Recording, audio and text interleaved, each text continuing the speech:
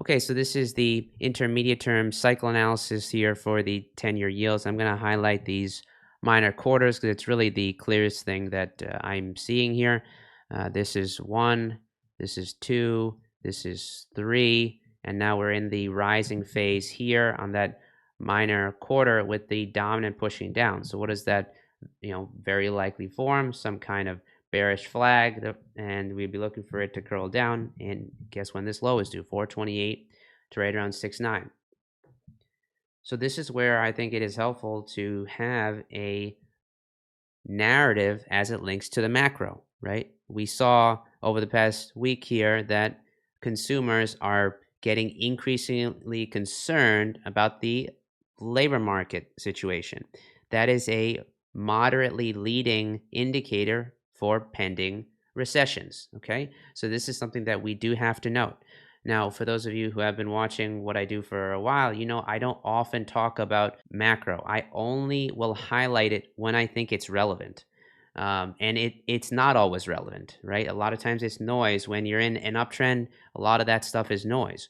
When you get into more range bound with higher vol, you have to be aware about that macro because the overall stock market is far more tied to that. Okay. So right now we have yields that are likely to sell off into that, let's just say, to May to June time period. We have CL having a trough also due around May to June, and we have the broad market also due around that, let's just say, May, June time period.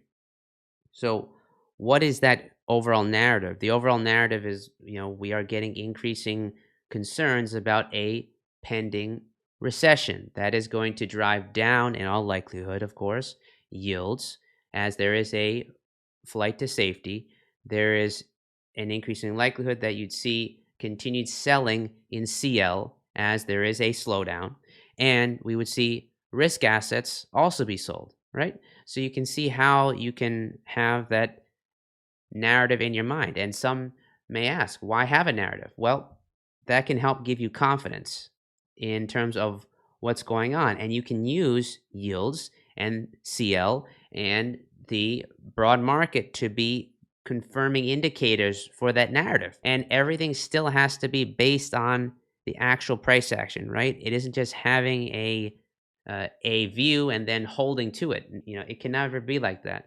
You have to have a view with things that are telling you that the overall bias is still in one direction. And in this case, that overall bias would still be down. But I think it is helpful, especially to give you confidence in what you're looking at, to have a narrative as it links to macro when it's relevant. And I do want to highlight that because I don't often talk about macro, and the reason is because we have been in a cleanup trend, and really it hasn't mattered a whole lot. Right now, macro matters because we're seeing traders in the stock market and in all of these other markets as well that we are highlighting here in FutureSpeak. They're focusing on it. So if they're focusing on it, I want to be aware of it. Everything is still going to be based on the actual price action and our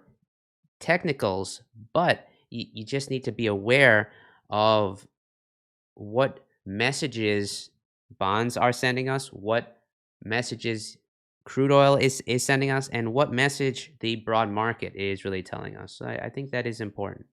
Okay, so that is the overall picture here in yields. If we hop over now to the next one, let's see what's going on in the short term.